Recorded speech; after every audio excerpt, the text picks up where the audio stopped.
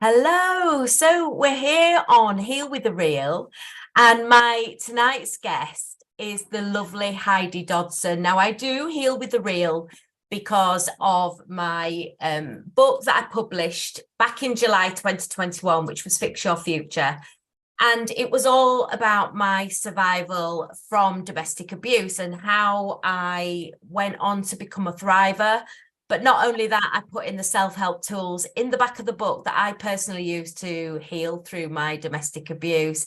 And so Heal with the Real is a podcast where I invite strong survivors and women and men that have been victims of domestic abuse. And as I say, tonight's guest, we have our beautiful Heidi Dodson, who I met through NatWest Accelerator Program, and she's gone on to become my mentor. And what an amazing mentor you are as well. Do you want to introduce yourself a little bit and just say a little bit about yourself and what you do? Yeah, well, thank you, first of all. It's lovely to be here. So yeah, a little bit about me. So I'm actually a counsellor, life coach, relationship therapist and fitness instructor. And I look after the whole of a person. And the reason that I actually do the business I do today is because I didn't look after me. So I now look after myself physically and mentally well. And I do that for other people. So helping others transform their lives. Amazing. Sure. And so tell us a little bit about your backstory and how you became a coach, a life coach, and the things that made you transform and do what you do now for other women. Well, the reason I actually did it was when I was 34, I actually burnt out myself. And I had to dial 999 myself and ring for an ambulance because I couldn't breathe. And my 3 children were asleep downstairs. And the ambulance person on the phone said to me, what colour are your lips? And I said, they're blue. And I really was struggling for breath and everything. And they sent an ambulance, and that ambulance actually arrived before my mum did, who I'd made a call to, who lives around the corner. And as I say, I had pneumonia. What had actually happened, I was going through my domestic abuse divorce at the time. And I had 3 children, 3 jobs, financially struggling. And I kept going and going and going. So at first I had tonsillitis, then I had laryngitis, and then eventually I had pneumonia, incredibly bad. And down 999 that night. I was off work for 8 weeks and really struggled. And in that time, I actually thought, do you know what? There's something really not right. Why am I keeping doing things wrong? So I actually, for the first time, age 34, reached out for counselling. And during my counselling sessions, it unveiled a childhood trauma. And they actually said to me, you think it's your fault that your mum and dad split up? And I absolutely burst into tears. I became that 9-year-old little girl again. And I said, yeah. And I just felt like her. And it was that moment that actually began turning my life around. And I'd mentioned about my mum and dad. So my dad had left the home. And by this was at 9, they'd split up, but I was 34, so 25 years on. And I mentioned my relationship with my dad. And the counsellor actually said, you need to speak to him. Yeah. And it's the first time I ever said something to my dad. I'd had a relationship with my dad, but unfortunately, it had been difficult for my mum across the years. And I actually had always felt really strange. And I spoke to my dad and said, it's not been good for me, life, Dad, And that turned my life around because I actually got a better relationship with my dad. And I actually found out I actually was so like my dad. My dad was absolutely the positivist guy on earth, which was me. And my mum was a different person. She was hurt by what had happened. But I realised in them 25 years, I still had lost a dad. Yeah. But I gained this great relationship because I went for counselling, and it healed that childhood trauma for me. So that's one of the ways that counselling actually helped me heal that trauma. But obviously by 34, I'd had a lot more traumas because I actually had got into loads of bad relationships, but I couldn't understand why. And I'm actually a relationship therapist now and understand so much more about relationships, that actually it was my childhood not being quite the right way, whatever the right way is, for me to know what a healthy relationship was, a healthy, loving relationship. So therefore, I got into relationships with quite controlling and manipulative people. And it did lead me to marrying my daughter's dad. And that was the worst relationship of all. And Before we get into that, can we go back to, so you're 9 years old and your parents have split up, and then how does that leave you feeling? You know, what is that as a 9-year-old? I mean, that must be quite traumatic. I know, you know, just from some of the things that you were saying, where you had all these illnesses. What we don't realize is as we go along in our lives, we hold on to all these, and it can be the smallest little traumas. You know, I know that I talk about in my book about my mum and dad saying that I was a mistake. And even though it was done in jest, you hold on to these kind of things as you grow older. So all these small traumas you gather up as you go along till you get these horrendous illnesses that you've been holding on to in your body. And so exactly what you've described had happened to you. So as a 9-year-old, talk me through how you then try and process that and go through life.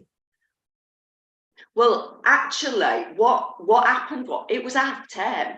It was actually my brother's birthday that we found out. And I always remember I had a cat, and it's as if the cat knew and honestly comforted me that night.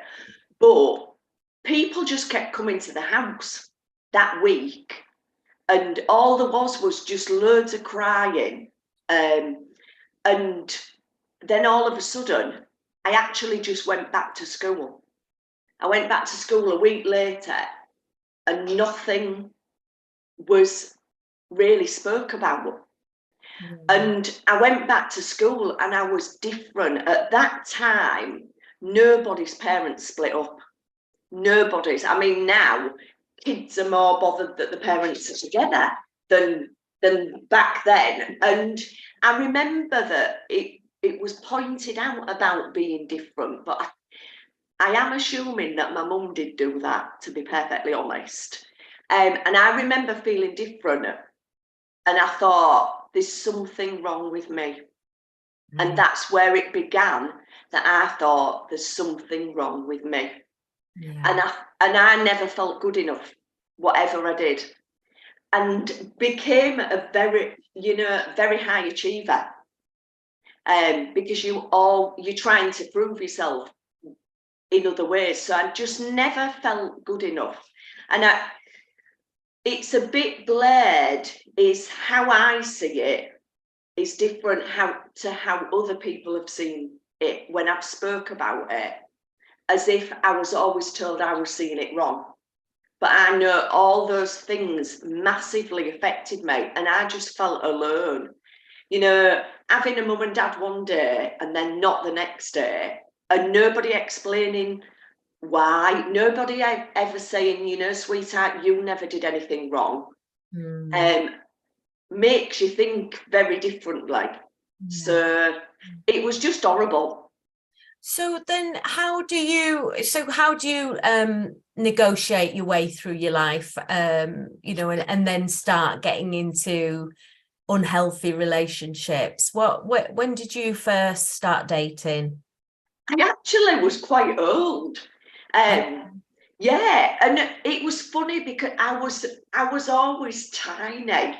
So I was late developing and everything. So my first relationship, I was 18 and he was actually 16. And bless, I actually look back and think, oh, and actually that relationship was actually quite good. We were 16 and 18 and I did amateur dramatics. But actually he ended up being gay. Okay. My first relationship. So hey ho, that was that one. Then I was with somebody else, and I actually, while I was with my next relationship, the first one wanted me back. At this point, he can't have known he was gay, he wanted me back. And because I had such high morals, I only wanted to be with the person I'd slept with. I actually told my current boyfriend, Mark wants me back. I don't know what I want to do. He got done for speeding coming to my house. And I did choose him over Mark, the gay one. But Paul never trusted me ever again. So we broke up anyway. And it was after that, I then got with somebody else. And then after that, I got with my children's dad, my first children. Well, my sons are to my first relationship, my daughters to my second. Okay. And I got with him, and he was a compulsive liar, really. He cheated on me, and I got back with him, and I got pregnant the week when I got back with him, and that is how my first child came along. We were very different parents, and we were forever splitting up and getting back together. We just weren't right for each other. I had different morals to him, We did get back together when Ryan was 3, and I found out he'd been going out with the next neighbour's daughter and got engaged to her. So we moved house, and then I had another child with him. Well, doing that doesn't make it better. It just made it a heap load worse. Yeah. And so we split up when the kids were 7 and 1. So was that relationship abusive at all? No, not really, but I wasn't. But if he was seeing other people, is that right? He was seeing other people behind your back? Well, yes, I think I'm more forgiving of what he did than the next story. But even there, it starts for you to feel vulnerable and have low self-worth because you taking this person back that's I was stupid. Cheated on you. I was stupid, and the reason I actually stayed was the children. Yeah. Big, huge, massive mistake. Yeah. But the best thing to come out of my relationships is my children. But it's the next relationship. It's as if my relationships just went downhill. But 2 months after splitting up with Ryan and Jordan's dad, I met my daughter's dad. And I thought all my Christmases had come at once. This man idolised me. I was amazing. I was this, I was that. I thought, wow, this is amazing. You know, Andy's taking me on with 2 kids. Oh, how lucky am I? That didn't last. He actually ended up hating those kids and actually did stuff to the kids. Wow. But everything I ever did was wrong. So in that relationship, I literally couldn't really do anything. It was everything I did was wrong. And I thought, I actually remember saying, I've made my bed and I've got to lie on it. And I'm like, now, obviously, I scream from the rooftops, get out. But obviously, I know how hard it is to leave. Yeah. And again, 5 days before my wedding, I found out I was pregnant with his daughter. Wow. And instead of him being pleased, he was mad. Even though he'd wanted to have a baby. I was damned if I did, damned if I didn't. And I didn't want to marry him. He turned up on my hen do. He trashed the garden. He put his fist through the garage window. He chucked all the garden furniture about and broke it. And I had to lock him out. And this was my hen do. And he turned up on it. And I knew this. Nobody else did. And I was getting married. So the hen do, I didn't know I was pregnant. Found out I'm pregnant. I don't want to marry this guy, and I go ahead with the wedding. I think this is really sad when I say this, because I made sure nobody was with me on the wedding day when I got ready. Yeah. Because I'd have not done it. But actually, that I did the opposite of what I should have done. So I even remember on the wedding day, when we drove round to the church, he hadn't gone in the church, and that's an old tradition. And I just thought, he can't even do that. And obviously I didn't want to go. And I married him. I didn't drink because I'd found out I was pregnant. And on the night time, when we went to the honeymoon suite, I was in trouble. Because I danced at the wrong time. And it turns, I was like, I didn't know what the hell he was on about. And what it was all the kids were there, all my friends' children and my children, and he had a little boy as well. And he was mad that I danced with the kids before him. And I was like, my God, what am I doing? And it continued from there. And it's funny because I haven't spoken about all of this as much till I've come on this podcast with you. Wow. Because nobody actually really knows this story, the whole of it. But this is only the beginning. It got worse. And I had his daughter. And I remember the midwife saying, "Where's your husband?" And he was having a lay down. And I had 3 kids. And she said, he should be looking after you. And I thought, when you look back at my story, it's like, how many people were going, well, it was a professional telling me that.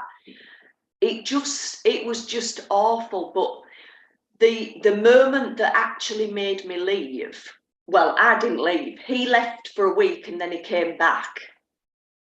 So we're fast forwarding it on. If I went to mother and toddler, I want back at the right time. If I did this, I'm like, bloody hell, if I've done this night hour, I didn't speak to him, I looked at somebody. It's like, God, I don't know what I can and I can't do. And what you keep doing is, oh, they're then really sorry, da-da-da-da. But because it was all mental abuse, nobody could see it. And I always still presented like this. And I remember one day him getting really, really mad. And do you know what? I can't even remember what it was about. And I was stood in the hallway.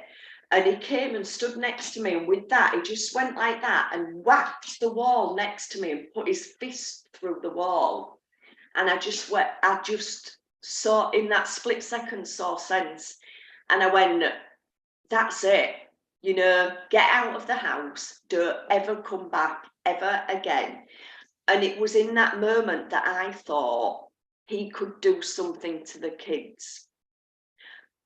But by this time, Hope was 11 months old, Jordan was 3, and Ryan was 10. No, Ryan was 9. Sorry. Afterwards, I have found out from Ryan and Jordan, he did stuff to them. And I went to solicitors because I was worried about Hope. And the solicitor said I had to let Hope go to see him. And she would come back stinking of weed, stinking of smoke. She'd have had like bunny ears sewn onto a plate, baby grow. Yeah. And she wasn't the same child that I had sent. And he used to mess about when he was bringing her back, and I'd be worried she won't coming back. And I had to get the police as well. And in the end, when she was 5, he actually stopped seeing her, but just out the blue. And he hasn't seen her to this day. He actually just went out of her life, which actually, when I do the job I do now, knew all 3 of my children would get childhood traumas. Yeah. Because I got them. And most things happen as adults because of our childhood. Yeah. If it's not dealt with. Yeah. And really, I wanted to try to help more people not actually get into these relationships to actually get out of the relationship before they have children as well. It's easier. And more people are coming forward for relationship therapy now before they have children. And I honestly, that's what my biggest wish was. Yeah. Yeah. And all the things that you've spoken about, you inside, that they're wrong, because you hear all these red flags in your head. But often when we have low self-worth or trauma from childhood, we choose to ignore it because we've got this low self-worth and low value around ourselves. And so even though these red flags are like waving at us in front of our faces really ferociously, going, this is not the right person, we want to believe, because we become this codependent person that wants to believe that this person's going to be their knight in shining armor and take them away and everything's going to be all right. But it isn't the case, is it? No. And what I've learned is that what we try to do is put a happy ending on it. So that, how I described how lovely it was in the beginning? Yeah. I was craving getting that version back and getting, like my parents split up. So I didn't want my children to have parents that hadn't split up. But what I do know is I handled splitting up very differently for my children, because I knew the damage that it was done by not talking about it, and that the impact talking about anything, how it helps you. Yeah, absolutely. So after he's gone, he's left, so your daughter's 5 years old, how do you start repairing yourself? What brought you to this illness where you were that poorly that you had to be taken to hospital? How did that happen? Well, actually, this wasn't when she was 5. She was 11 months old. So the day that he put the fist through the wall is when she was 11 months old. Right. So life was hell, and we had to go to solicitors and mediation and things like that, because he never paid maintenance. He tried to take the house I owned my house. He tried to take the house from me. I'd put his debts on my mortgage. He tried to financially take everything from me. I've forgotten what your actual question was. So when you were poorly, you had all these illness. What was the run up to that illness? Right. Well, this is the run up. So 11 months old, we split up, but he was prolonged. He wouldn't divorce me.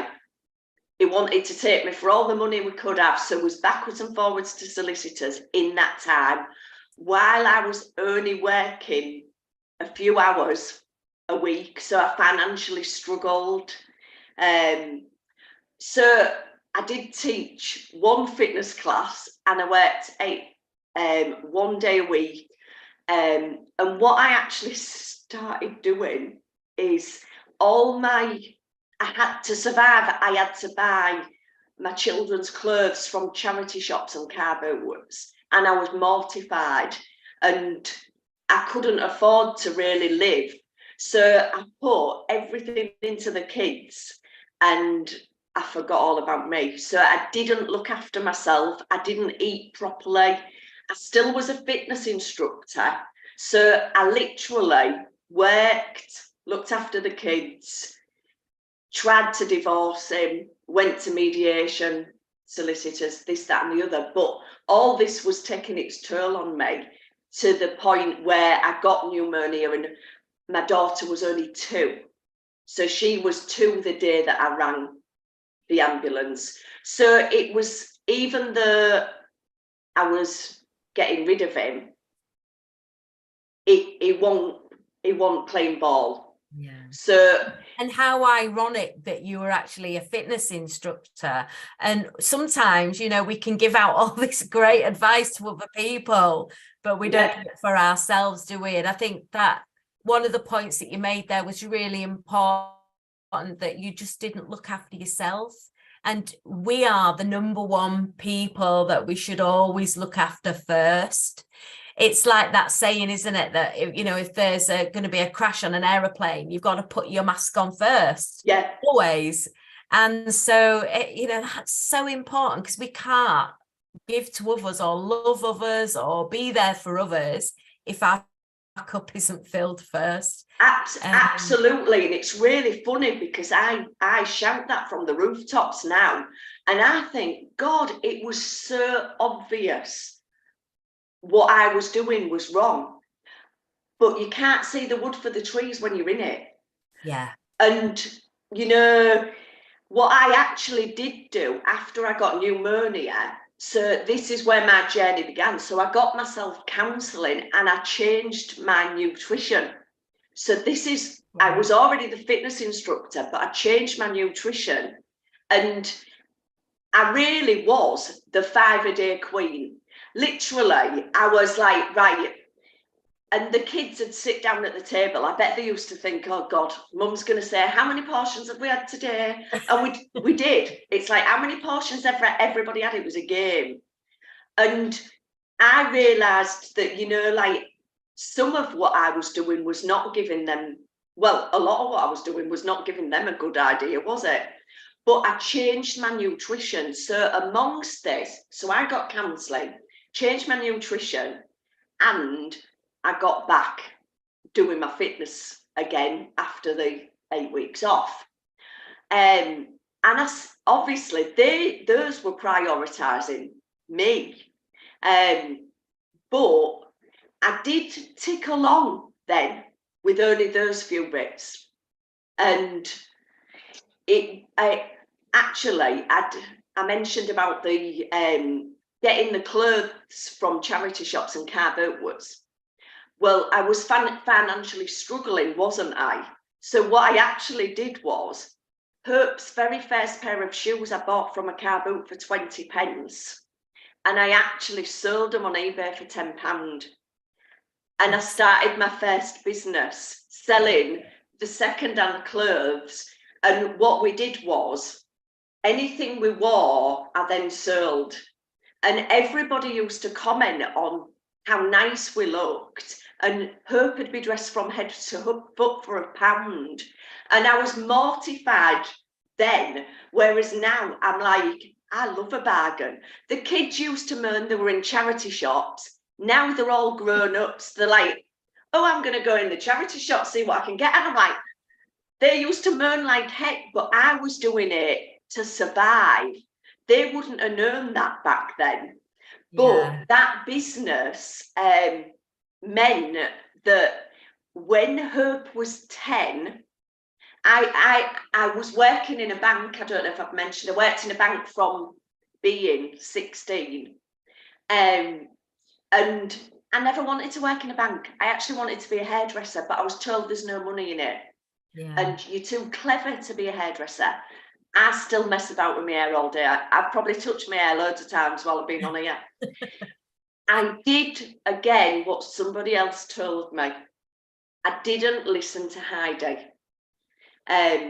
So I worked in a bank, but when Hope got to 10 years old, she became really good at dance, and the bank wouldn't let me go to one of her shows. And because she had only one parent, I vowed I would never, ever miss anything of hers because she only had one parent.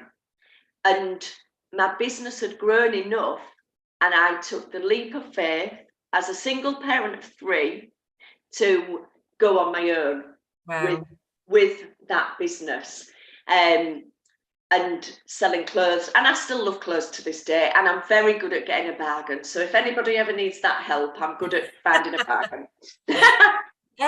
Excellent. So you've had your counselling. How long were you in counselling for, and how necessary was that for your growth? It was, I would say, it is the best decision I ever made, and I had 6 sessions of counselling. My initial block. Because I worked for the bank, at another point, I had some more, because I did get into wrong relationships again. And I always got in relationships where I thought I could fix them. Stupid. Yeah. Don't try and fix them. Fix yourself. And I think that's the thing, isn't it? In fact, the last guest I had on the podcast did exactly the same, thinking that she could fix these people, you know, that came to her that may have had traumas in their past, but we can't, can we? You're right. You know, we can't fix anybody else. We can only change ourselves. And if we're not having the right confidence and the right self-worth about ourselves, we will always go to choose these wrong people in our lives. Massively. Yeah. And so you've had your coaching, you've set up your business. What's next for Heidi? What happened next? Well, actually, so I'd had counselling, I'd taken the leap of faith, I was selling clothes. Yeah. But 2 years later, very, very sadly, one of my friend's sons was killed, age 19. And during that week, Hope was dancing, and I was also supporting this friend, which was one of my best friends, and all our children grew up together. There was 11 of them. Yeah. And that week, I actually didn't read an email properly.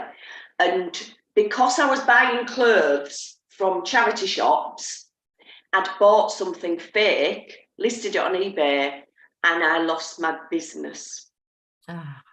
Because in that week, so then this is a fast forward. So I lost my business, and I thought, what am I going to do?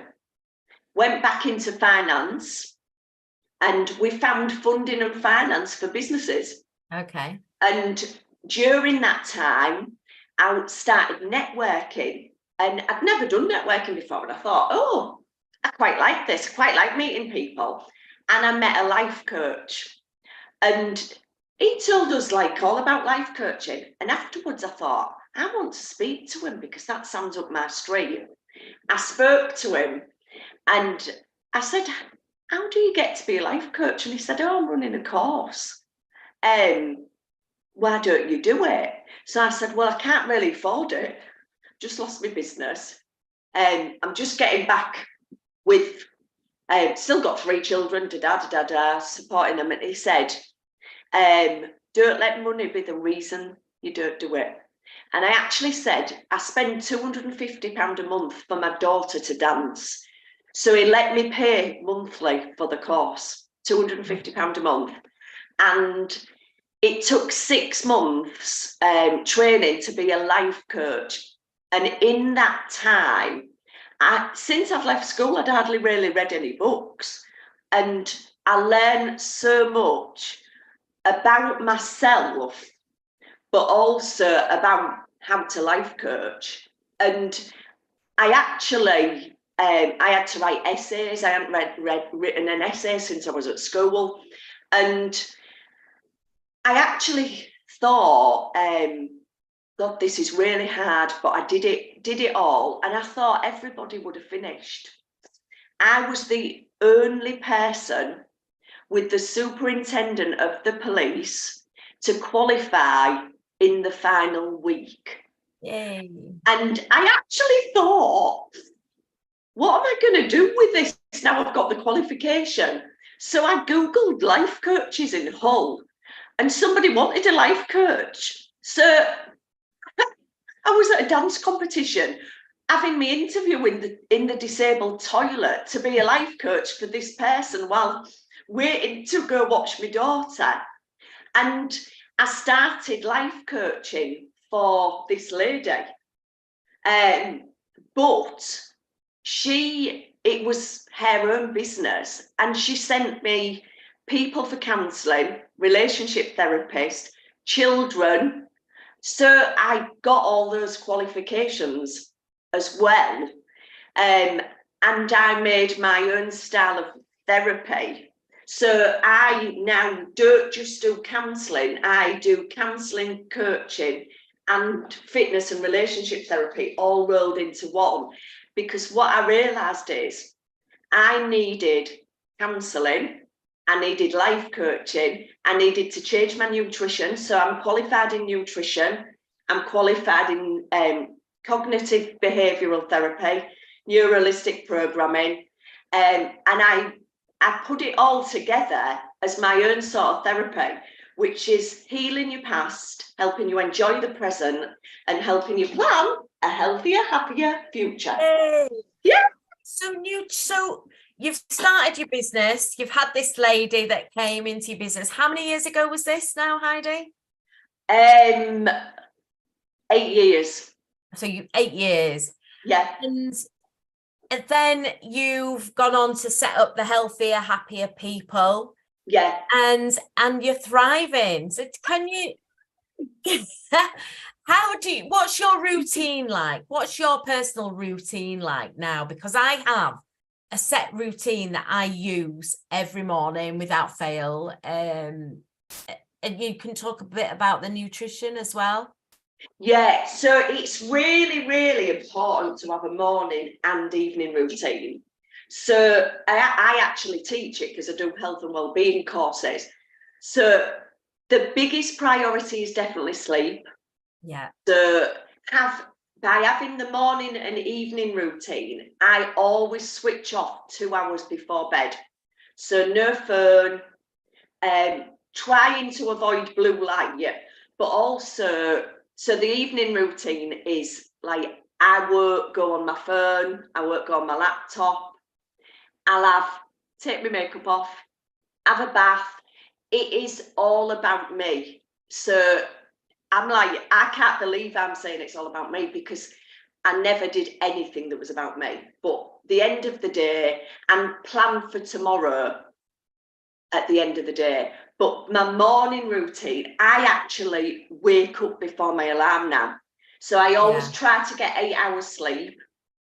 I get up in the morning and I do some training. I've done a lot of training with American companies because they bought into therapy a long time before us. And I believe everybody should have a therapist. Yeah. So they're ahead of us. So I do this thing called inner size, which is I brush my teeth and go to the loo first. And then I do inner size, which is a lot like meditation. So that is for 40 minutes. Have a cup of tea. Actually, no, the first thing I do is a drink of water, because you're dehydrated, because you've been asleep overnight. So that I take multivitamins, I take evening primrose, vitamin C, and what else do I do? Cod liver oil, because I'm also a ballroom and Latin dancer. So I look after my joints, vitamin C to help you absorb everything better.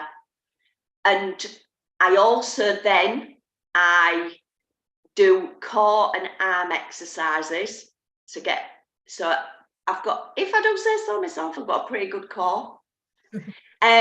Because I do core exercises every day. It doesn't have to be a lot of exercises, and arms, so for your bingo wings.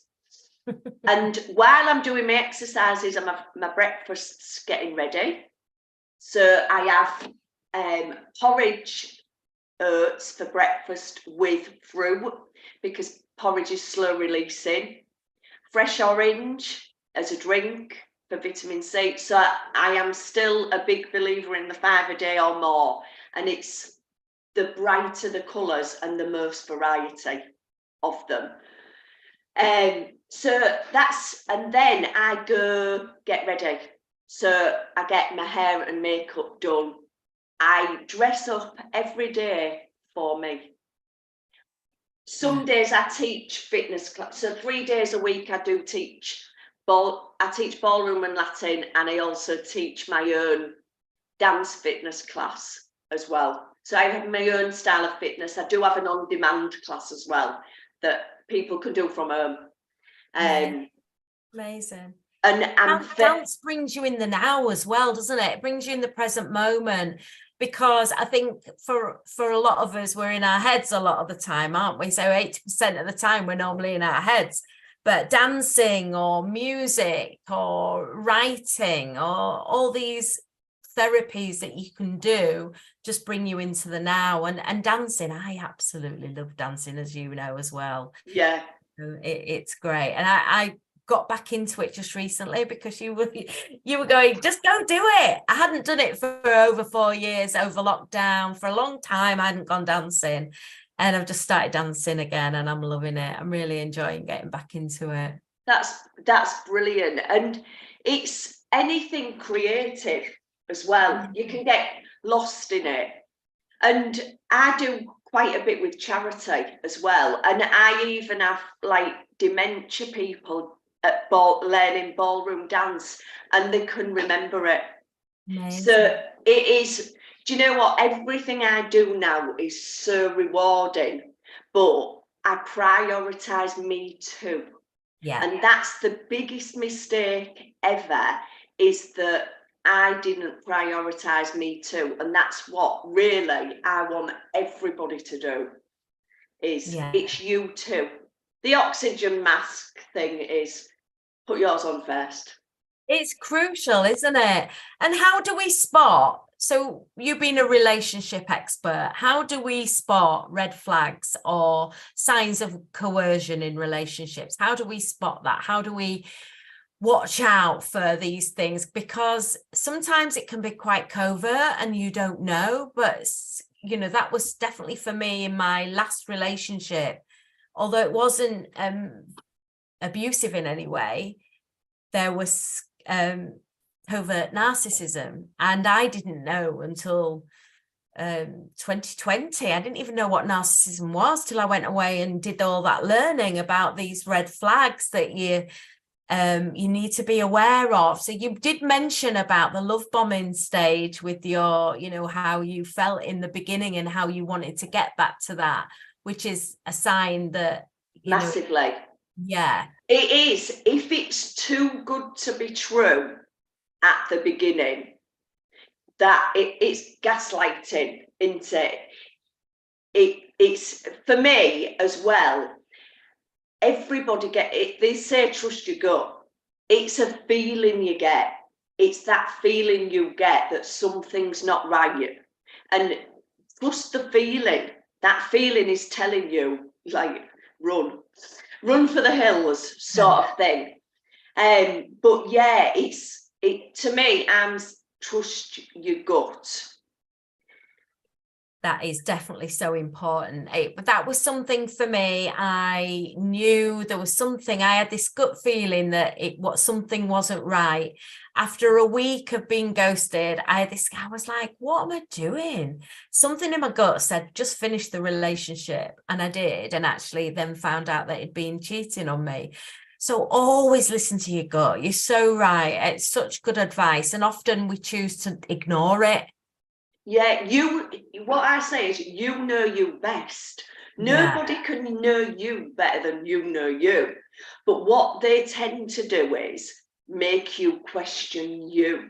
Yeah. So it's like I've had it quite a lot in business, to be fair, where somebody tries to make me question me in business even, and I'm like, God, it's even happening in business here. Where they make you feel like you are losing your mind. Yeah. Really. Yeah. And the fact is, most of it is done when somebody else is not there. You'll probably notice that there's never anybody around when it happens. So, and they will be portraying being wonderful to the world. Yeah. Yeah. And you're like, well, everybody else is seeing that version, so maybe it is me. But it isn't you, everybody. It's them. Absolutely. Heidi, you've been amazing. What's next for you now then? So where are you now and what's next for you? Well, for me, I just want to help as many more people be more confident, escape domestic abuse relationships, and live healthier, happier lives, because whatever you're going through at the minute, life can be better, you know. So I just want to help more people while enjoying my life too. Amazing. Heidi, thank you so much for coming on the podcast. I really appreciate you being so vulnerable and so honest and open. And if we can help other women or other victims that have gone through similar situations, then our job tonight has been done. Yeah. So yeah, just thank you so much for coming on and being a guest on HealwiththeReel. It's much appreciated. Thank you so much. Oh, well, thank you for having me. And if we help one person, we've made the world a better place. Absolutely. All Thank right. you, Heidi. Take care. Take care. Bye now. Bye. I'm just